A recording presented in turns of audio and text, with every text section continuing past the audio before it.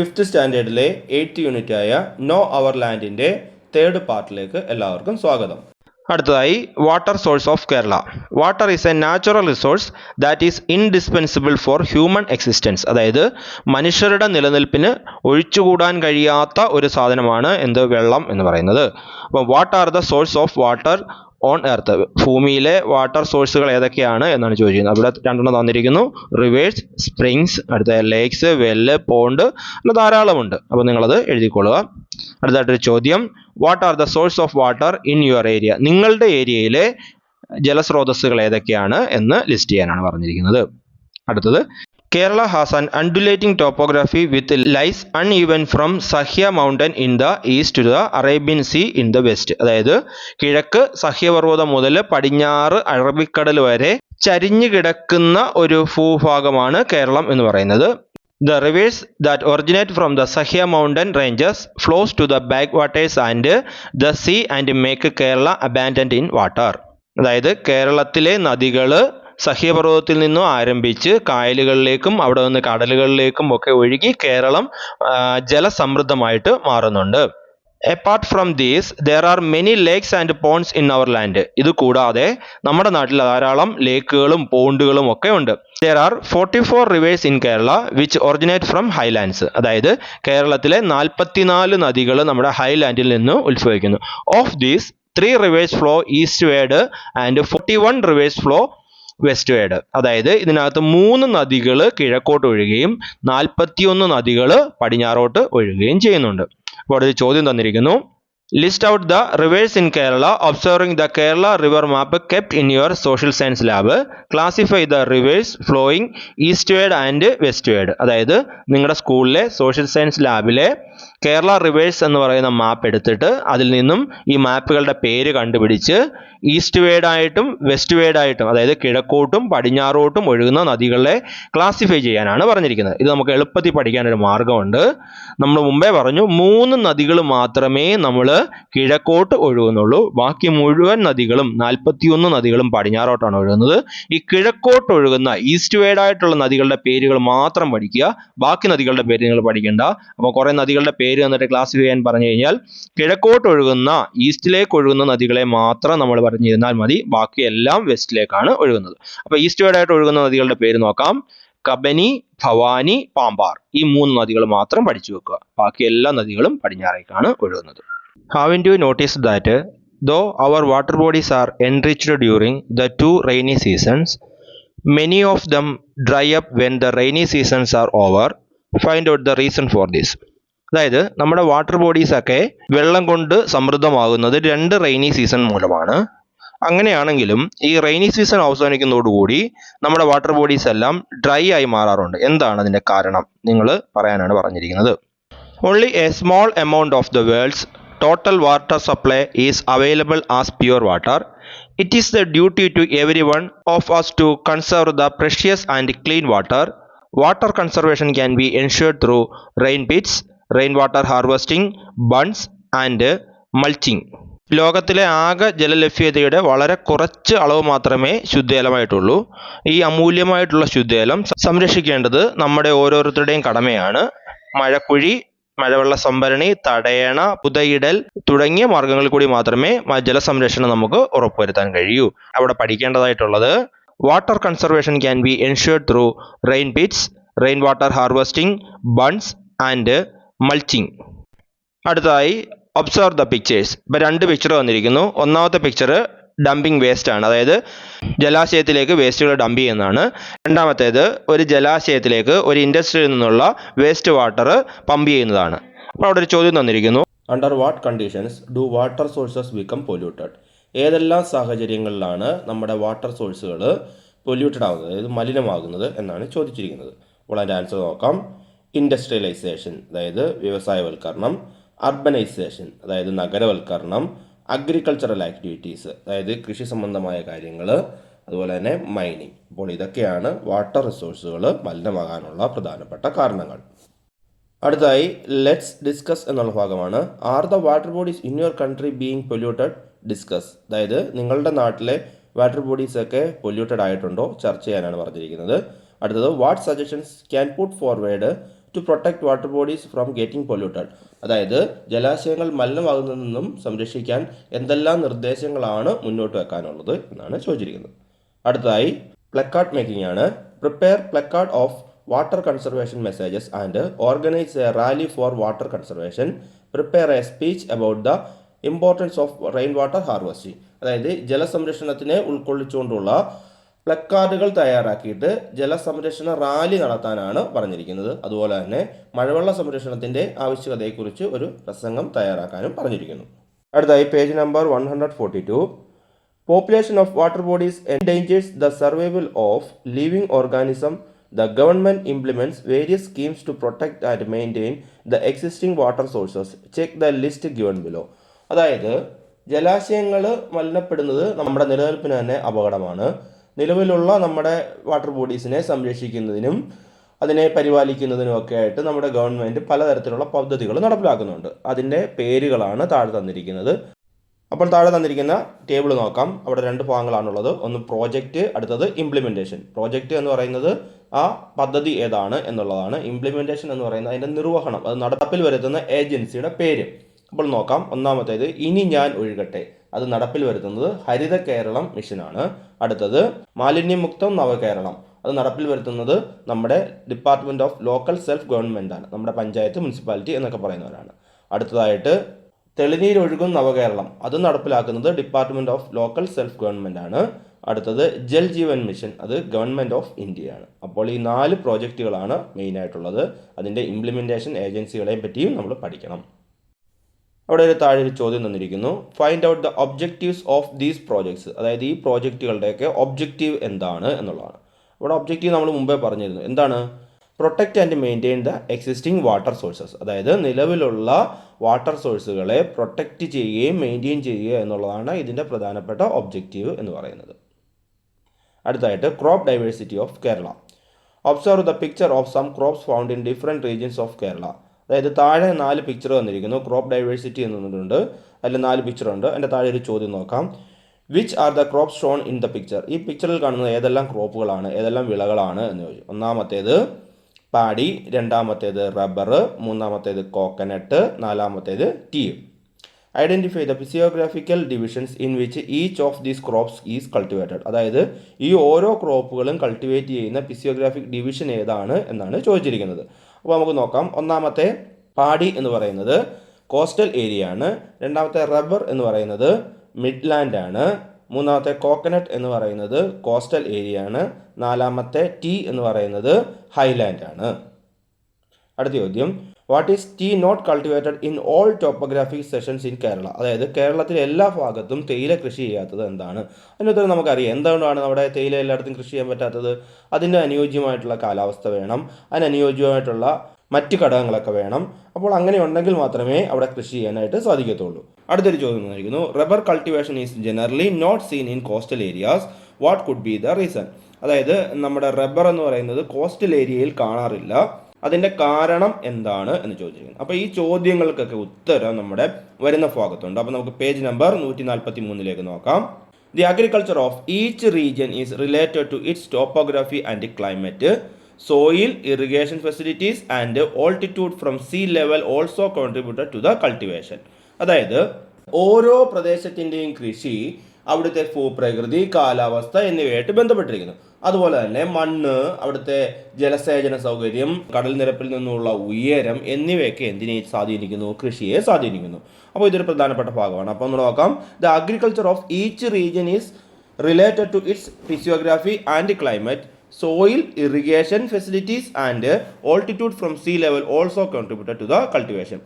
Tea is extensively cultivated in areas like Munnar and Pirimad in Idukki district, Meppadi and Vaithiri in Wayanad district and Ponmudi in Thiruvananthapuram district.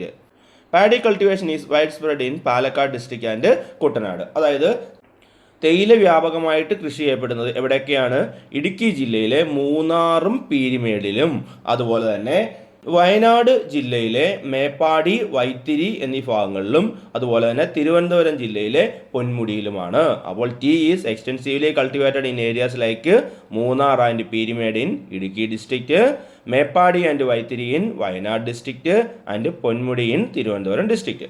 അതുപോലെ തന്നെ paddy cultivation is widespread in Palakkad district and Kuttanad. അതായത് paddy cultivation നെൽകൃഷി ഏറ്റവും കൂടുതലായിട്ടുള്ളത് എവിടെയാണ്? പാലക്കാട് ജില്ലയിലും അതുപോലെ തന്നെ കുട്ടനാട്ടിലും ആണ്. അടുത്തൊരു ഭാഗം observe and list out the major crops grown in your area. നിങ്ങളുടെ ഏരിയയിലെ ഏറ്റവും കൂടുതലായിട്ട് കാണപ്പെടുന്ന വിളകൾ ഏതൊക്കെയാണ് എന്ന് ലിസ്റ്റ് ചെയ്യാനാണ് എന്നിരിക്കുന്നത്. 4 കുത്തിട്ടുണ്ട്, അപ്പോൾ നിങ്ങളത് അവിടെ എഴുതുക. അടുത്തത് fertile soil and abundant rainfall provide ideal cultivations for a variety of crops in Kerala. The cold climate experienced due to the high altitude above sea level and the slope topography create a favorable conditions for the cultivation of crops like tea, cardamom, coffee, pepper, etc. in the highland region. അതായത് fertile soil വളക്കൂറുള്ള മണ്ണും abandoned rainfall അതായത് നമുക്ക് സമൃദ്ധമായിട്ട് ലഭിക്കുന്ന മഴയും കേരളത്തിലെ കാർഷിക വൈവിധ്യത്തിൻ്റെ ഒരു പ്രധാനപ്പെട്ട കാരണമാണ്. അപ്പം fertile soil and abundant rainfall provide ideal condition for a variety of crops in Kerala. കേരളത്തിലെ പലതരത്തിലുള്ള വിളകളുടെ ഒരു പ്രധാനപ്പെട്ട അല്ലെങ്കിൽ പലതരത്തിലുള്ള വിളകൾ വളരുന്നതിനുള്ള പ്രധാനപ്പെട്ട കാരണം എന്ന് പറയുന്നത് ഇത് രണ്ടുമാണ്. The cold climate experience due to high altitude above the sea level. അതായത് സീ ലെവലിൽ നിന്നും ഉയർന്നു നിൽക്കുന്ന ഭാഗത്തിൽ അനുഭവപ്പെടുന്ന കോൾഡ് ക്ലൈമറ്റ്, അതായത് നമ്മുടെ ഹൈലാൻഡിലൊക്കെ അനുഭവപ്പെടുന്ന തണുപ്പ് കാലാവസ്ഥ എന്ന് പറയുന്നത്. And sloping topography create a favourable condition for the cultivation of crops like tea, cardamom, coffee, pepper etcetera. അതായത് സ്ലോപ്പിംഗ് ടോപ്പോഗ്രാഫി ചരിഞ്ഞു കിടക്കുന്ന ഭൂപ്രദേശം. അപ്പോൾ 2 കാര്യങ്ങളാണ് പറഞ്ഞത്. ഒന്ന് ഓൾട്ടിറ്റ്യൂഡ് അതായത് ഹൈറ്റ്, അടുത്തത് സ്ലോപ്പിംഗ് ടോപ്പോഗ്രാഫി ചരിഞ്ഞു കിടക്കുന്ന ഭൂപ്രദേശം. ഇത് favourable condition for the cultivation of crops like tea, cardamom, coffee, pepper etcetera. അതായത് ഇത് ടീ, കാർഡമം എന്ന് പറയുന്നത് ഏലമാണ്, അതുപോലെ തന്നെ കോഫി, പെപ്പർ കുരുമുളകാണ്. ഇതൊക്കെ ഇതിൻ്റെയൊക്കെ വളർച്ചയ്ക്ക് ഏറ്റവും അനുയോജ്യമായിട്ടുള്ളതാണ്. ഇത് എവിടെയാണുള്ളത്? In the highland region. ഈ ഹൈലാൻഡ് റീജിയനിലാണ് ഇത് പ്രധാനമായിട്ടും കാണപ്പെടുന്നത്. അടുത്തത് the topography and soil characteristics conditions to the crop diversity in the midland. അതായത് മിഡ്ലാൻഡിലാണ് ഏറ്റവും കൂടുതൽ ക്രോപ്പ് ഡൈവേഴ്സിറ്റി ഉള്ളത്, അതായത് പലതരത്തിലുള്ള വിളകളുള്ളത്. The topography and soil characteristics, അതായത് ടോപ്പോഗ്രാഫി എന്ന് പറയുന്നത് ഭൂപ്രകൃതിയാണ്, അതുപോലെ സോയിൽ ക്യാരക്ടറിസ്റ്റിക്സ് എന്ന് പറയുന്നത് മണ്ണിന്റെ പ്രത്യേകതയാണ്. മണ്ണിന്റെ സവിശേഷതയും ഈ പറഞ്ഞ ഭൂപ്രകൃതിയുമാണ് ഈ മിഡ്ലാൻഡിലെ ക്രോപ്പ് ഡൈവേഴ്സിറ്റിയുടെ പ്രധാനപ്പെട്ട കാരണം. Along with the tubers such as tapioca, colocasia and yams, banana as well as rubber cultivation are widespread in the midlands. അതായത് മിഡ്ലാൻഡിലെ ഏറ്റവും കൂടുതൽ കാണപ്പെടുന്നത് ടപ്പിയോക്ക മരച്ചീനി, കൊളോകാസിയ ചേമ്പ്, ആൻഡ് യാം എന്ന് പറയുന്നത് ചേന, അതുപോലെ തന്നെ ബനാന അറിയാമല്ലോ, അത് ആസ് വെൽ ആസ് റബ്ബറും ബനാനയും ഒക്കെയാണ് ഈ ഭാഗങ്ങളിൽ കാണപ്പെടുന്ന ഏറ്റവും കൂടുതലായിട്ട് കാണപ്പെടുന്ന വിളകൾ. Kerala is the largest producer of rubber in India. ഇന്ത്യയിൽ ഏറ്റവും കൂടുതൽ റബ്ബർ ഉൽപ്പാദിപ്പിക്കപ്പെടുന്നത് എവിടെയാണ്? കേരളത്തിലാണ്. The presence of alluvial soil in the coastal area is suitable for paddy cultivation. അതായത് അലൂവിയൽ സോയിൽ എന്ന് പറയുന്നത് എക്കൽ മണ്ണെന്ന് പറയും. അത് കോസ്റ്റൽ ഏരിയയിലാണ് കൂടുതലായിട്ട് കാണപ്പെടുന്നത്. അത് പാഡി കൾട്ടിവേഷന് ഏറ്റവും അനുയോജ്യമായിട്ടുള്ളതാണ്, നെൽകൃഷിക്ക് ഏറ്റവും അനുയോജ്യമാണ്. The saline soil here is favourable for the abandoned growth of coconut. അതായത് നമ്മുടെ തെങ്ങ് വളരുന്നതിന് ഏറ്റവും അനുയോജ്യമായിട്ടുള്ളത് സലൈൻ സോയിലാണ്, അതായത് ഉപ്പ് കലർന്ന മണ്ണാണ്. അത് ഏറ്റവും കൂടുതലായിട്ട് ലഭിക്കുന്നത് എവിടെയാണ്? കോസ്റ്റൽ ഏരിയകളാണ്, തീരപ്രദേശം, കടലിനോട് ചേർന്നുള്ള പ്രദേശങ്ങളിലാണ്. അപ്പോൾ അത് തെങ്ങിന് ഏറ്റവും അനുയോജ്യമാണ്. The back waters are used for fish farming. അതായത് ബാക്ക് വാട്ടേഴ്സ് എന്നറിയപ്പെടുന്നത് എന്താണ്? കായലുകളാണ്. കായലുകൾ എന്തിനു വേണ്ടി പ്രധാനമായിട്ട് ഉപയോഗിക്കുന്നു? ഫിഷ് ഫാമിങ്ങിന് വേണ്ടി, അതായത് മത്സ്യകൃഷിക്ക് വേണ്ടിയിട്ട് ഇത് ഉപയോഗിക്കുന്നുണ്ട്. അപ്പോൾ ഇത്രയും ഭാഗത്തു നിന്ന് നമുക്ക് ധാരാളം ചോദ്യങ്ങൾ ചോദിക്കാനുള്ള സാധ്യതയുണ്ട്. നമുക്ക് ആ ചോദ്യങ്ങളൊക്കെ ഒന്ന് നോക്കാം. അപ്പോൾ ഒന്നാമത്തെ ചോദ്യം, why is tea not cultivated in all topographic sections in Kerala? കേരളത്തിലെ എല്ലാ ഭൂപ്രകൃതിയുള്ള സ്ഥലങ്ങളിലും ടീ എന്താണ് കൾട്ടിവേറ്റ് ചെയ്യാത്തത്? തേയില എന്താണ് നമുക്ക് കൾട്ടിവേറ്റ് ചെയ്യാൻ പറ്റാത്തത്? അതിന് കാരണം നമ്മൾ മുമ്പേ പറഞ്ഞായിരുന്നു. അപ്പോൾ ഒന്നുകൂടെ നോക്കാം answer. The cold climate experienced due to the high altitude above sea level and the sloping topography create a favourable condition for the cultivation of crops like tea, cardamom, coffee, pepper etcetera in the highland region. അതായത് തണുത്ത കാലാവസ്ഥ എവിടെയാണ്? Due to the high altitude above sea level, അതായത് കടൽ നിരപ്പിൽ നിന്നും ഉയർന്നു നിൽക്കുന്ന ഭാഗങ്ങളിൽ അനുഭവപ്പെടുന്ന തണുത്ത കാലാവസ്ഥ. ആൻഡ് ദ സ്ലോപ്പിംഗ് ടോപ്പോഗ്രാഫി ചരിഞ്ഞു കിടക്കുന്ന ഭൂപ്രകൃതി. അതാണ് എന്താണ്? Create a favourable condition for the cultivation of. അതായത് ഇത് ഒരു അനുയോജ്യമായിട്ടുള്ള ഒരു സാഹചര്യം ഉണ്ടാക്കുന്നു. എന്തിനു വേണ്ടിയിട്ട്? Crops like tea, cardamom, coffee, pepper etcetera in the highland region. Highland റീജിയനിൽ ഈ പറയുന്ന ടീയും കോഫിയും കാർഡമവും പെപ്പറും ഒക്കെ വളരുന്നതിന് സാഹചര്യം ഒരുക്കി തരുന്നു. അടുത്ത ചോദ്യം, rubber cultivation is generally not seen in coastal areas, what could be the reason? അതായത് റബ്ബർ കൾട്ടിവേഷൻ കോസ്റ്റൽ ഏരിയയിൽ കാണാറില്ല, കാരണം എന്താണ്? The agriculture of each region is related to its topography and climate. Soil, irrigation facilities and altitude from sea level also contribute to the cultivation. അതായത് ഓരോ റീജിയനിലെയും കൃഷി എന്ന് പറയുന്നത് അവിടുത്തെ ഫിസിയോഗ്രാഫിയെയും ക്ലൈമറ്റിനെയും ഭൂമിശാസ്ത്രത്തെയും അവിടുത്തെ കാലാവസ്ഥയൊക്കെ സ്വാധീനിച്ചിരിക്കും. അതുപോലെ സോയില്, ഇറിഗേഷൻ ഫെസിലിറ്റി, മണ്ണ്, ജലസേചന സൗകര്യം and altitude from the sea level, അതായത് കടൽ നിരപ്പിൽ നിന്നുള്ള ഉയരം ഒക്കെ എന്തിനെ സ്വാധീനിക്കുന്നു? കൃഷിയെ സ്വാധീനിക്കുന്നു. അതുകൊണ്ടാണ് എല്ലാ ഭാഗത്തും റബ്ബർ കാണപ്പെടാത്തത്. അടുത്തത്, tea is extensively cultivated in which areas? എവിടെയാണ് കൂടുതലായിട്ടും ടീ കൾട്ടിവേറ്റ് ചെയ്യുന്നത്? അപ്പോൾ അതിൻ്റെ ആൻസർ നോക്കാം. Tea is extensively cultivated in areas like Munnar and Peermade in Idukki district, Meppadi and Vythiri in Wayanad district and Ponmudi in Thiruvananthapuram district. അടുത്ത ചോദ്യം, paddy cultivation is widespread in which areas? അതായത് paddy cultivation ഏറ്റവും കൂടുതൽ കാണപ്പെടുന്നത് ഏത് ഏരിയയിലാണ്? Paddy cultivation is widespread in Palakkad district and Kuttanad. അടുത്ത ചോദ്യം, explain the ideal condition for a variety of crops in Kerala? അതായത് കേരളത്തിൽ വെറൈറ്റി ഓഫ് ക്രോപ്സ് ഉണ്ടാകാനുള്ള കാരണം അല്ലെങ്കിൽ അതിനുള്ള കണ്ടീഷൻ എന്താണെന്ന് ചോദിച്ചു. അതിൻ്റെ answer, fertile soil and abundant rainfall provide ideal conditions for the variety of crops in Kerala. അതായത് കേരളത്തിൽ ഇങ്ങനെ പലതരത്തിലുള്ള വിളകൾ കാണപ്പെടാനുള്ള കാരണം എന്ന് പറയുന്നത് ഫെർട്ടൈൽ സോയിലും അബാൻഡൻഡ് റെയിൻഫോളുമാണ്, വളക്കൂറുള്ള മണ്ണും സമൃദ്ധമായ മഴയുമാണ്. അടുത്ത ചോദ്യം, what are the major factors of crop diversity in midland? മിഡ്ലാൻഡിൽ പലതരത്തിലുള്ള ക്രോപ്പുകൾ കാണപ്പെടാനുള്ള കാരണം. The topography and soil characteristics contributed to the crop diversity in midland. അതായത് ടോപ്പോഗ്രാഫി, ഭൂപ്രകൃതിയും സോയിൽ ക്യാരക്ടറിസ്റ്റിക്സ്, മണ്ണിൻ്റെ പ്രത്യേകതകളുമാണ് ഇങ്ങനെ കാണപ്പെടാനുള്ള കാരണം. അടുത്ത ചോദ്യം, which state is the largest producer of rubber in India? ഇന്ത്യയിലെ ഏറ്റവും കൂടുതൽ റബ്ബർ ഉൽപ്പാദിപ്പിക്കപ്പെടുന്ന സ്റ്റേറ്റ് ഏതാണ്? അത് കേരളമാണ്. Kerala is the largest producer of rubber in India. ഇന്ത്യയിൽ ഏറ്റവും കൂടുതൽ റബ്ബർ ഉൽപ്പാദിപ്പിക്കപ്പെടുന്നത് കേരളത്തിലാണ്.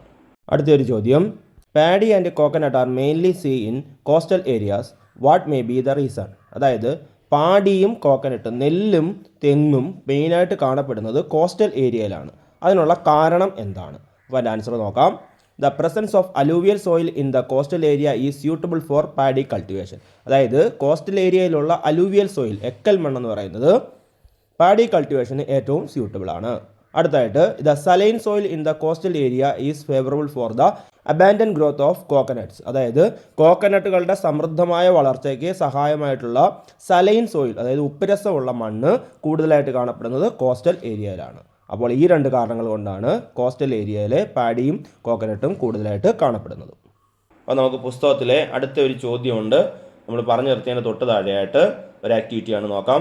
List out the major crops of Highland, Midland and coastal regions. അതായത് ഹൈലാൻഡിലെയും മിഡ്ലാൻഡിലെയും കോസ്റ്റൽ റീജിയൻസിലെയും പ്രധാനപ്പെട്ട വിളകളെ ലിസ്റ്റ് ചെയ്യാനാണ് പറഞ്ഞിരിക്കുന്നത്. അതിന് പകരം ഞാൻ വേറൊരു ചോദ്യം കൂടെ തന്നിരിക്കുന്നു. Identify the physiographical divisions in which each of these crops is cultivated. അതായത് ഈ പറയുന്ന വിളകളൊക്കെ ഏതൊക്കെ ഫിസിയോഗ്രാഫി ഡിവിഷനിലാണ് ഉള്ളത് എന്ന് ലിസ്റ്റ് ചെയ്യാൻ അല്ലെങ്കിൽ തരംതിരിച്ചെഴുതാനാണ് പറഞ്ഞിരിക്കുന്നത്.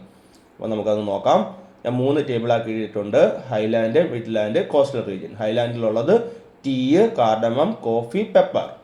മിഡ്ലാൻഡിലുള്ളത് rubber, tapioca, colocasia, yam, plantain. Plantain എന്ന് പറഞ്ഞാൽ വാഴയാണ്. അടുത്തത് കോസ്റ്റൽ റീജിയൻ. കോസ്റ്റൽ റീജിയനിലുള്ളത് പാഡി, കോക്കനട്ട്. അപ്പോൾ ഇത്രയും ചോദ്യങ്ങളാണ് നമുക്ക് ഇതിനകത്തൊന്ന് പ്രതീക്ഷിക്കാവുന്നത്. അടുത്ത ഒരു ചോദ്യം തന്നിരിക്കുന്നു. Identify and complete the list which the essential factors that come together to ensure the agricultural prosperity in an area.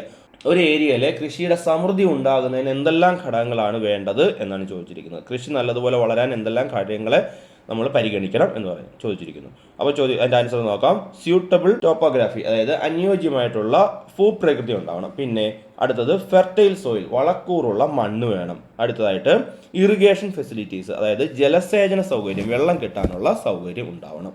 അടുത്തത് ഫേവറബിൾ ക്ലൈമറ്റ്, അനുയോജ്യമായിട്ടുള്ള കാലാവസ്ഥ ഉണ്ടാവണം. പിന്നെ ഹ്യൂമൻ റിസോഴ്സ് ഉണ്ടാവണം. ഹ്യൂമൻ റിസോഴ്സ് എന്ന് വെച്ചാൽ മനുഷ്യ വിഭവശേഷി ഉണ്ടാവണം. മനുഷ്യനുണ്ടെങ്കിൽ മാത്രമേ നമുക്ക് കൃഷി ചെയ്യാനായിട്ട് പറ്റത്തുള്ളൂ. അടുത്തത് മോഡേൺ ടെക്നോളജി. മോഡേൺ ടെക്നോളജി വെച്ചാൽ ആധുനികമായിട്ടുള്ള ടെക്നോളജികളൊക്കെ ഉപയോഗിച്ചുകൊണ്ട് വളരെ എളുപ്പത്തിൽ നമുക്ക് കൃഷി ചെയ്യാൻ സാധിക്കും. അപ്പോൾ ഇതൊക്കെയാണ് എൻ്റെ ആൻസർ. ഒന്നും കൂടെ പറയാം. Suitable topography, fertile soil, irrigation facilities, favourable climate, human resource, modern technology. Agricultural practices of an area are formulated in tune with the prevailing climate, soil and rainfall in each physiographical division. Many of the festivals in Kerala are closely related to weather and topography. Do you know that Onam is a harvest festival? Similarly, Vishu is also associated with harvest. Examples of celebrations related to weather and topography includes boat race and bull race held in the water bodies of the Kerala after the monsoon season. Find out similar examples. അതായത് ഓരോ ഭൂപ്രകൃതി വിഭാഗത്തിലുമുള്ള മണ്ണ്, നിലനിൽക്കുന്ന കാലാവസ്ഥ, ലഭിക്കുന്ന മഴ എന്നിവയ്ക്ക് അനുസൃതമായിട്ടാണ് അവിടുത്തെ കൃഷി രൂപപ്പെടുന്നത്. കേരളത്തിലെ പല ആഘോഷങ്ങളും കാലാവസ്ഥയും ഭൂപ്രകൃതിയുമായിട്ട് ഏറെ ബന്ധപ്പെട്ടിരിക്കുകയാണ്. അതിന് ഉദാഹരണമാണ് ഓണം എന്ന് പറയുന്നത് ഒരു ഹാർവെസ്റ്റിംഗ് ഫെസ്റ്റിവലാണ്, വിളവെടുപ്പ് ഉത്സവമാണ്. അതുപോലെ വിഷുവും എന്താണ്, വിളവെടുപ്പുമായിട്ട് ബന്ധപ്പെട്ട ഒരു ഉത്സവമാണ്. നമ്മുടെ മൺസൂൺ സീസണിന് ശേഷം ഉണ്ടാകുന്ന 2 ആഘോഷങ്ങളാണ്. ഒന്ന് ബോട്ട് റേസ്, അടുത്തത് ബുൾ റേസ്. ബോട്ട് റേസ് എന്ന് വെച്ചാൽ വള്ളംകളി, ബുൾ റേസ് എന്ന് പറയുന്നത് കാളയോട്ടം എന്ന് പറയും. അപ്പോൾ ഇതൊക്കെയാണ് നമ്മുടെ ക്ലൈമറ്റും ഫിസിയോഗ്രാഫിയുമായിട്ട് ബന്ധപ്പെട്ടുള്ള ആഘോഷങ്ങൾ. അപ്പോൾ നമുക്കൊരു ചോദ്യം ഇവിടുന്ന് പ്രതീക്ഷിക്കാം. ചോദ്യം എങ്ങനെയാണ്? Many of the festivals in Kerala are closely related to weather and topography. List them. അതായത് ഒരുപാട് ആഘോഷങ്ങൾ, കേരളത്തിലെ ഒരുപാട് ആഘോഷങ്ങൾ ടോപ്പോഗ്രാഫിയെയും ക്ലൈമറ്റിനെയൊക്കെ ബന്ധപ്പെട്ട് കിടക്കുന്നു. അത് ഏതൊക്കെയാണെന്ന് ചോദിച്ചിരിക്കുന്നത്. അപ്പോൾ ആൻസർ നോക്കാം. ഏതൊക്കെയാണ്? Onam, Vishu, boat race and bull race. ഞാനിതുവരെ പറഞ്ഞ കാര്യങ്ങളെല്ലാം നിങ്ങൾക്ക് മനസ്സിലായി എന്ന് പ്രതീക്ഷിക്കുന്നു. നിങ്ങളുടെ അഭിപ്രായങ്ങളും നിർദ്ദേശങ്ങളും എല്ലാം കമൻ്റായിട്ട് രേഖപ്പെടുത്തുക. എല്ലാവർക്കും നന്ദി, നമസ്കാരം.